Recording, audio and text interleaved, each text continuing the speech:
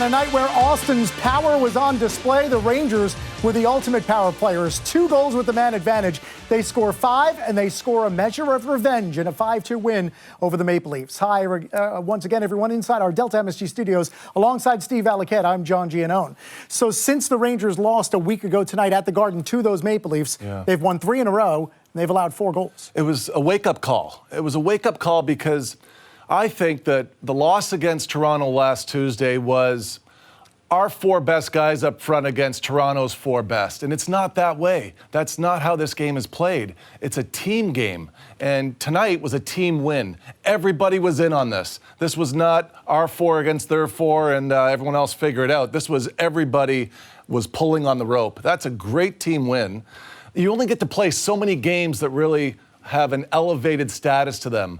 This was the marquee game in the NHL. There were a lot of eyeballs. When you go to Toronto and you play for New York, you get to make a statement. You get to tell everybody that we're in first place and we deserve to be here, and they did. It's the 22nd team win of the season for the Rangers. It's the 12th team win on the road, both among the league leaders in those categories. And it was a tie game at 2 in the final 12 minutes of the third period. The final score maybe not indicative of that, but let's not forget Austin Matthews scored his second. Are you doing that on purpose? I am, of course. Scored his second of the night to tie the game early in the third, but then the Rangers controlled those last 12 minutes. Yeah. And the game-winning goal scorer was probably the one you'd least expect from the 18 skater. But on a night like this, that really tells you what it was all about. It was about everybody going together. It was 5 guys coming down the ice and putting pressure and everybody filling a role. It's like you need all 5 to get it across the finish line. And in this case, the best guy to take it was Schneider because he had head steam. Watch the blade, though.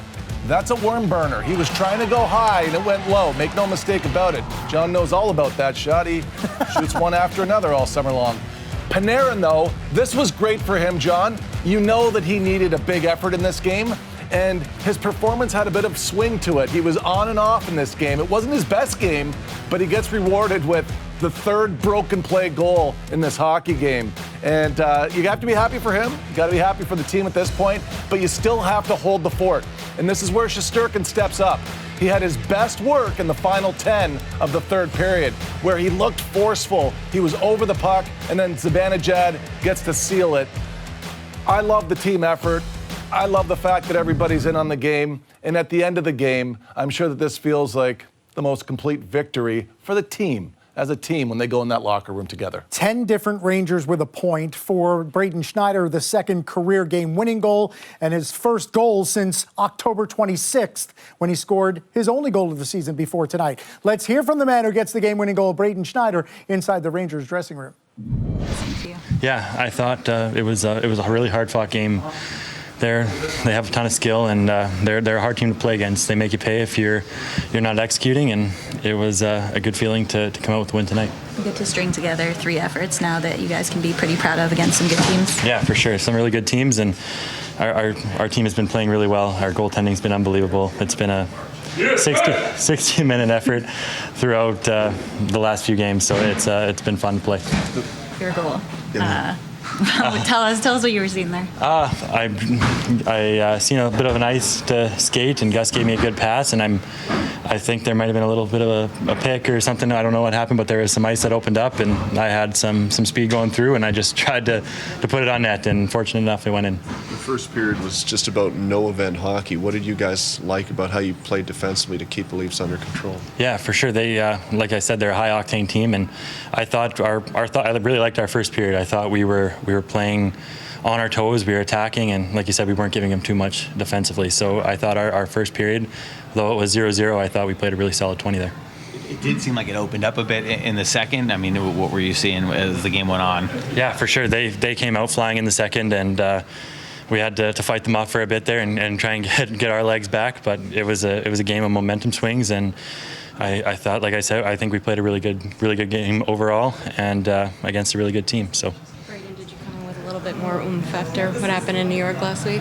Yeah, for sure. We had it circled, and we thought we owed them one. So it was a game that we wanted to get back at them for, and I thought we did just that. I know that there's a lot more to your game, obviously, than scoring, but it had been a little while, so did that make it feel extra sweet to get that one today? Yeah, for sure. It's when you haven't got one in a while, and it's not something I'm always thinking about. So, but it definitely feels good to get a big goal like that.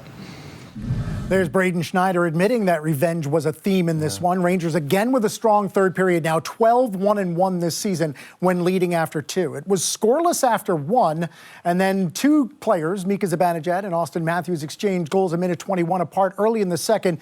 That set the stage for the Rangers' power play goal scored by Alexis Lafreniere, his first goal in a while. It's worthy of a look inside our film room, powered by CDW. So a couple of things here that I find fascinating. We've talked a lot about the Rangers and how well they've been doing in the face-off circle. They're first in the NHL. But chew on this. They have 9 goals off the face-off this season. They had 10 all of last season. So they're putting to practice what in the NFL is a line of scrimmage. You have a face-off in hockey where you can set plays. And Pekka, Housley, Laviolette, they've put together a plan here where the guys are cooking. And this is something else now that we haven't seen in 10 years. For them to win this face-off on the power play, you start fast so you can get into your setup, and it allows Gus Bus here, who has 3 assists tonight, to be able to abuse the triangle that turns into a diamond for the Toronto Maple Leafs. And when they set up in that diamond where the first guy presses, you can go through it. Yes, you're going to get the benefit here of the broken play off of Riley, but I feel like the Rangers, they understand what they have to do next after they win that faceoff based on the positioning of the opposition. When teams set up in that diamond formation, you're able to go through that box much easier than when they're set up in the square formation, which is a lot harder to do it. A benefit to the broken play, yes, because why? They're shooting right off the draw. You don't have to wait another 10 seconds and have possession that goes long into the corner there. Everybody's on one side of the ice, make them move, and then get the puck to the net. Yeah, you mentioned Gustafsson with 3 assists. Blake Wheeler had 3 assists as well. Gustafsson now with 16 assists in 30 games as a Ranger. Let's hear his reaction afterward. Dave Maloney working in the dressing room. Well, Eric's, it's probably the understatement of the night, but it's a pretty good bounce-back game against a pretty good Leaf team. Yeah, I mean, not to be like that, but they kicked us at our home barn, so it was a great win for us coming on a road trip too. It feels good. In the first period, looked like a period where you learned that you had to keep the ice a little bit smaller and not allow them freedom. Yeah, I mean, they're a skilled team up front, so we know they're going to come with speed, do the cycles in their own end. So we had to have good sticks and stuff like that. I think we did a pretty good job in front of Shesty tonight, and Shesty was great in that too. He saved us a couple times, but they're a hell of a team, so it feels good to have those 2 points. And finally, you don't take any penalties, but you draw 2 and score both times. Yeah, I mean, the power play is pretty good right now, so good to have the both units going too, stepping up, so it feels good. Eric, even though you were here. Yeah, no, he's been playing very well the whole season, so I'm just happy for him. Such a great kid, so it's he's younger than me, so but no, it's all the things he's done does out there. It's great to see it goes in. Eric, even though they tie it early in the third, it seems like you guys have been in a lot of these situations where games are close at the end. Like, what's sort of the level of confidence and calm with the team right now that helped you guys pull away in the end? No, I mean, just like you said, we've been great when we scored the first goals, and after that, even if they tie it up or make it 2-1 for them, I think we always bounce back. We stick to our structures, keep the simple games, hard forecheck and stuff like that. So we have good confidence in our team. So yeah, it was we showed it tonight. So. Even though you were only here a short period, does it mean a little bit more to be very productive against a former team? Yeah, it does. Obviously, it's always fun to play here in Toronto, and it's fun to get a win too. You heard Eric Gustafson say the Rangers are very good when they score first. They're 15-2-1 this season when they score the first goal, as they did tonight. He was also the second guy we've heard from so far who talked about a little bit of a revenge feel. Yeah. Is it important in a dressing room in a long season to establish those kind of external motivations? You know where that stems from? It was a loss at home. Yeah. You can be bad on the road, but when you're bad at home, it stings in a different way because it's in front of your friends, family, and fans, supporters, management, everybody's there. It kills you. It's miserable. So I think the team collectively is saying, oh, you did that to us at our building, we're going to do it to you at your building. It would have been dismissed or a little easier to dismiss if it had been a loss in Toronto. Then you're saying, well, okay, you beat us in your barn, we'll beat you in ours, if it was a back-to-back that way. But for Gustafson, don't forget, he played for the Leafs last year at the end of last season after playing in Washington. And it always feels like a divorce when you switch teams, and there's certain things guys like to rib each other about in the locker room before games.